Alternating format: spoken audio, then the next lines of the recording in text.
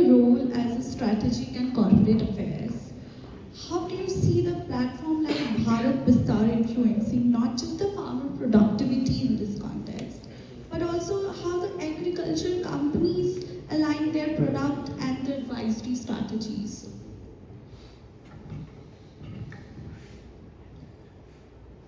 Like I shared earlier, the policymakers they started what we call it KVKs, Krishi Vigyan Kendras. Maybe when you travel to villages, you would find these KVKs. But KVK was more like a center where practically you would have a one-to-one interaction. And when someone comes for a one-to-one interaction, it is by interest. Maybe you cannot force everyone to be the part of a session that practically is giving knowledge. So with this AI tools coming into picture, the most important part, what I feel is you would have informations well in time with respect to weather, because weather plays a very important role in agriculture. Just a common example which can be correlated by everyone.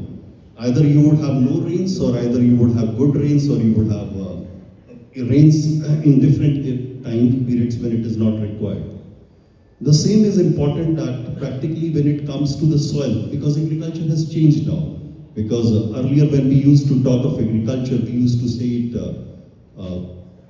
crop management. But now it is an overall management of all the resources, which starts with water, soil, how exactly you manage the crop, and then practically how your produce gets the right price in the marketplace. So these platforms would be helping the end user, again the farmer, with all these informations, which practically would be leading to a right output, and he would be getting a right price for it. Now coming to industry, again a very simple example I would take, and maybe one of the speakers discussed about drone as well.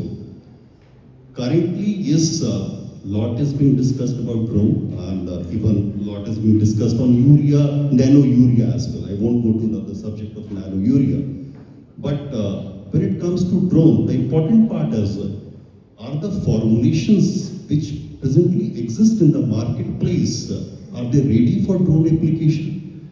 Because a simple point is, if an application has to happen by drone, normally a farmer uses almost 100 liters of water per acre, which practically would be now corresponding to around 15 to 20 liters of water per acre. So are the formulations ready for it? So a couple of changes need to happen at the industry front in terms of research and development, which makes the formulations or the technology ready for all these innovations that has been taken by the policymakers, the part one. The second part is along with crop protection, because earlier the term was agrochemicals, pesticides. Now we have redefined the word, because whenever we used to speak of pesticides, it was more like you sit outside the classroom. So practically important part is the plant nutrition part also. Plant nutrition part is something which practically is preparing the crop for something which practically would be hitting the crop in terms of its production and productivity. This is one area where exactly the industry has started working on, and it is an optimistic field as well. And the third important part is, even if I'm a farmer, I have a produce, I can manage the productivity, but where is the market? And these tools would be helping in the market space as well, because if this cycle gets completed, then I'm sure most of the people would start loving agriculture as a profession. The changes started happening. I remember in the year '88, I was talking to someone when I opted for agriculture and I joined Pandhagar University. I was the only one in my class who was opting for agriculture. But when we talk of agriculture, and people get interested into it, and they want to understand that how exactly agriculture would be reshaping not only the future of India but the future of the globe.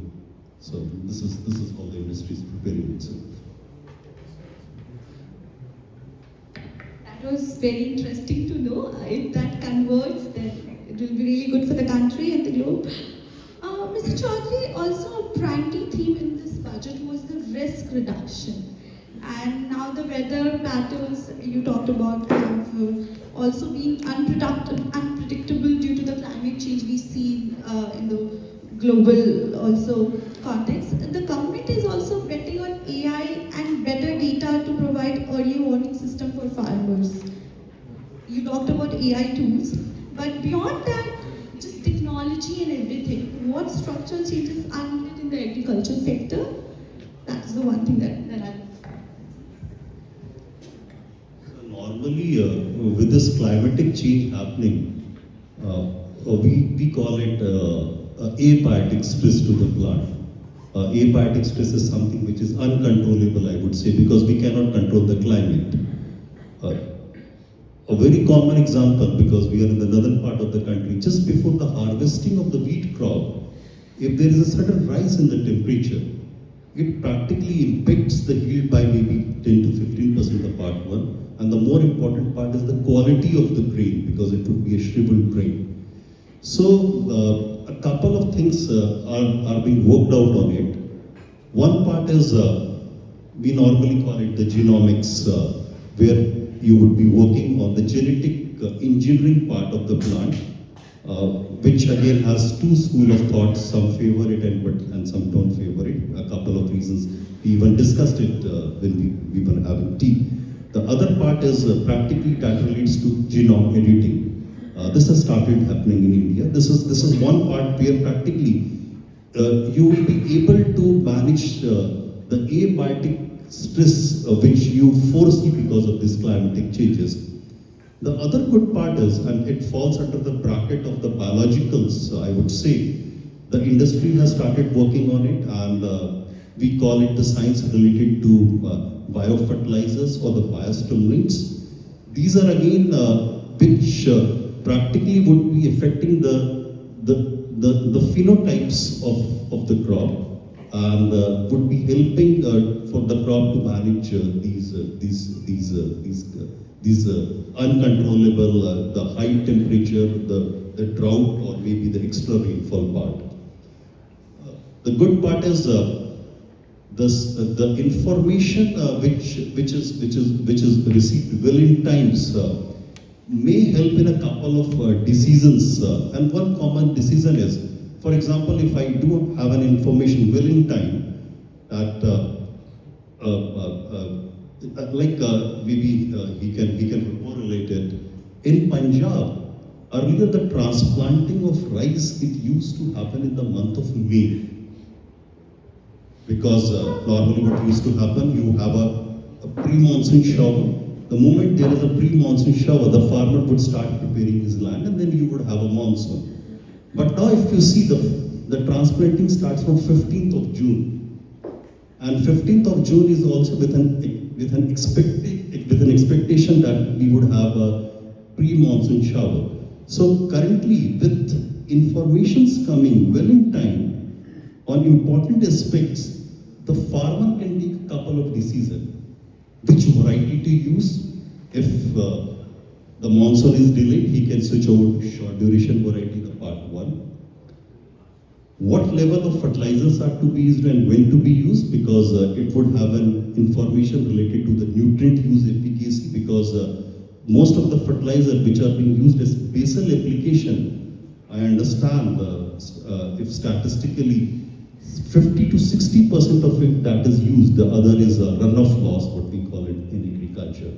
So practically these tools coming into picture, and well guided by the models and the technology aligned solutions, it would be quite helpful. The change what I am looking at into it is earlier whenever there was a discussion, it was a public and private partnership. But now it is more like a public, private, and the farmer partnership. So if these all the three important pillars standing on a common objective, everything would be taken care of, starting from production. We already produce a lot, but more important is productivity, the nutritive value, and the fourth part is the farmer gets more return on investment for every rupee spent. And marketing still is a challenge. Marketing still is a challenge. I remember when I was based out of Ludhiana, very close to Ludhiana, there is a place, Landowal.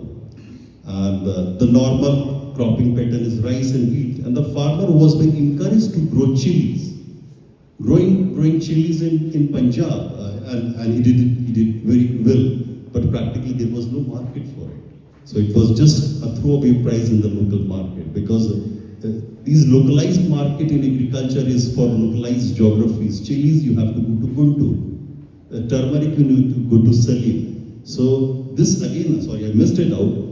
One focus of government is very good, taking the attention of the farmer beyond rice and wheat, more focusing on vegetable crops, especially horticultural crops, and the crops which we call it the cash crops, where you have an international market as well.